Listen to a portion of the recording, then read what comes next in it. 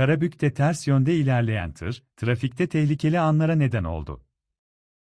Karşı yönden gelen bir otomobilin durmak zorunda kaldığı olay, araç kamerasına yansıdı.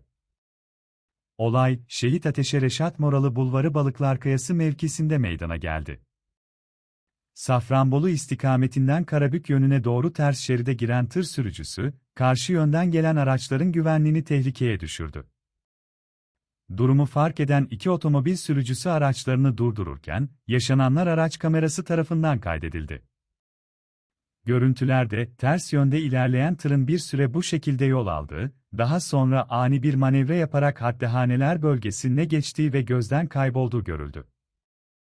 Olay sırasında şans eseri herhangi bir kaza yaşanmazken, trafikte büyük paniğe neden olan olayla ilgili inceleme başlatıldı.